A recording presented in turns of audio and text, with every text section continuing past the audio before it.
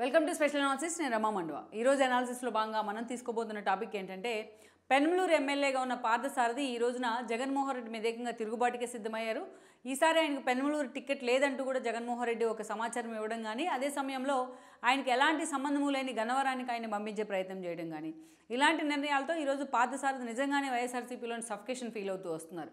గతంలో మనం చూసినట్లయితే ఆయన కాంగ్రెస్లో కూడా సుదీర్ఘకాలం ఎమ్మెల్యేగా పనిచేస్తున్నారు. అండ్ దెన్ పెనమలూరు నుంచి ఎమ్మెల్యే అయిన కొత్తలో ఆయన మంత్రిగా కూడా వైఎస్ క్యాబినెట్లో మంత్రిగా కూడా పనిచేయడం జరిగింది. సో అలాంటి పార్థసారథి రాష్ట్ర విభజన తర్వాత జరిగిన పరిస్థితుల్లో జగన్మోహన్ రెడ్డి వెంట నడిచే ప్రయత్నం చేశారు ఆయన. సో అలాంటి పార్థసారథికి మొన్నటి ఎన్నికల్లో 2019 ఎన్నికల్లో జగన్మోహన్ రెడ్డి మరోసారి పెనమలూరు టికెట్ ఇవ్వడం జరిగింది. అక్కడి నుంచి ఆయన ఎమ్మెల్యే అయ్యారు. అయితే ఉమ్మడి కృష్ణా జిల్లాలో ఉన్న ప్రత్యేక సామాజిక వర్గాల సమీకరణాల భాగంగా పార్టీ అధికారంలోకి వచ్చింది. జగన్మోహన్ రెడ్డి సీఎం అయి ఉన్నారు.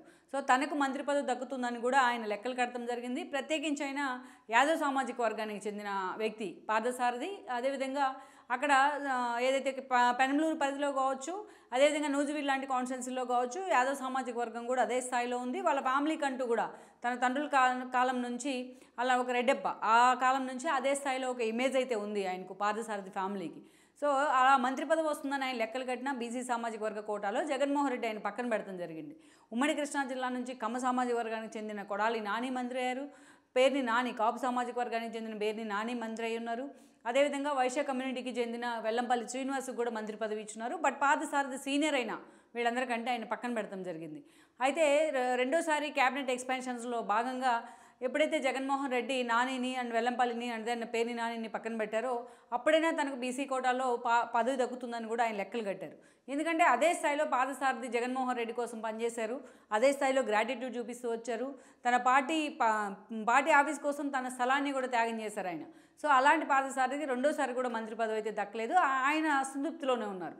అలాంటి సందర్భంలో ఈరోజు పెనమలూరులో ఆయన మీద వ్యతిరేకత ఉందన్న కారణంతో ఈరోజు ఆయన్ని గన్నవరానికి వెళ్ళమని కూడా జగన్మోహన్ రెడ్డి ఇంటించినట్టు ప్రచారం జరిగింది. ఈ క్రమంలోనే బహిరంగ సభలో మాట్లాడుతూ ఆయన జగన్మోహన్ రెడ్డి మీద తీవ్ర తిరుగుబాటు వ్యక్తం చేసేలా మాట్లాడారు. పెనమలూరు ప్రజలు తనను ఓన్ చేసుకున్నా జగన్మోహన్ రెడ్డి చేసుకోవట్లేదంటూ కూడా ఆయన మాట్లాడిన మాటలు ఈరోజు పార్టీ అధిష్టానానికి కూడా ఆగ్రహం అయితే తెప్పించాయి. మరోవైపు చూసినట్లయితే ఇదే స్థాయిలో ఆయన టీడీపీతో టచ్లో ఉన్నారో ప్రచారం కూడా ఉంది. పార్థసారథి లాంటి ఒక సీనియర్ నేత మాజీ మంత్రి పార్టీలోకి వస్తానంటే టీడీపీ కూడా ఈరోజు రెడ్ కార్పెట్ వేసే అవకాశం ఉంటుంది. అయితే పెనమలూరు నుంచి టీడీపీ ఇన్ఛార్జిగా బోడే ప్రసాద్ ఉన్నారు. గతంలో ఆయన ఎమ్మెల్యేగా పనిచేస్తున్నారు. సో అందుకే ఈ రోజున నూజివీడు టికెట్ని ఆయనకు ఆఫర్ చేసే ప్రచారం జరుగుతోంది. ఆఫర్ చేశారని కూడా ఒక దశలో బందర్ ఎంపీగా పోటీ చేస్తారనే ప్రచారం జరిగింది. గతంలో వాళ్ళ తండ్రి హయాం నుంచి కూడా అక్కడ ఆ స్థాయిలో ఆ ఫ్యామిలీ పాతుకుపోయింది పొలిటికల్గా. సో అయితే ఇప్పుడున్న పరిస్థితుల్లో పార్థసారథిని నూజివీడు నుంచి పోటీ చేయించాలని కూడా ఆలోచన చేస్తున్నారు. ఎందుకంటే అక్కడ బీసీ ఓటర్లు కానీ ప్రత్యేకించి యాదవ్ సామాజిక వర్గ జనాభా కూడా ఓటర్లు కూడా ఆ స్థాయిలో ఉన్నారు నూజివీడులో. అక్కడి నుంచి చూసినట్లయితే వైసీపీ తరపు నుంచి మేకా ప్రతాప్ లాంటి వాళ్ళు ఎమ్మెల్యేలుగా ఉన్నారు. 2014లో ఆయన ఎమ్మెల్యే అయ్యారు అక్కడి నుంచి. అండ్ దెన్ 19లో కూడా ఎమ్మెల్యే కావడం జరిగింది. ఆయన కూడా మంత్రివర్గ కోటాలో ఉన్న జగన్మోహన్ రెడ్డి మాత్రం ఆయనకి ఆ ఛాన్స్ ఇవ్వలేదు. సో ఇప్పుడున్న సిచ్యువేషన్లో ఆయన వర్గం అయితే తీవ్ర అసంతృప్తిలో ఉంది. ఇక పార్థసారథి లాంటి ఒక నేత తమ పార్టీలోకి వచ్చినట్లయితే ఆయనకు మాత్రం నూజివీడు టికెట్ మాత్రం ఇచ్చి ఆయన ఎలాగైనా సరే ఎమ్మెల్యేగా పోటీ చేయించాలని ఆలోచన చంద్రబాబు నాయుడు చేస్తున్నట్టు ప్రచారం జరుగుతోంది. అటు బందర్ ఎంపీగా వెళ్ళాలా, ఇటు నూజివీడు ఎమ్మెల్యేగా వెళ్ళాలన్న ఈ నెగోషియేషన్ నడుమే ఈరోజు పార్థసారథి టీడీపీలోకి వెళ్లే అంశం మీద ఒక వెయిట్ అండ్ సీ ధోరణిలో ఉన్నారనే ఒక చర్చ కూడా ఉంది. లెట్స్ సీ నిజంగానే పార్థసారథి విషయంలో చంద్రబాబు నాయుడు నూజివీడు పేరుతో చేస్తున్న ప్రయోగం ఎంతవరకు వర్కౌట్ అవుతుంది, పార్థసారథి ఈ ఆఫర్కి ఎంతవరకు కూడా ఆయన అంగీకరించి వైసీపీని విడిచి తిరిగి టీడీపీలోకి వెళ్ళే అవకాశం ఉంది.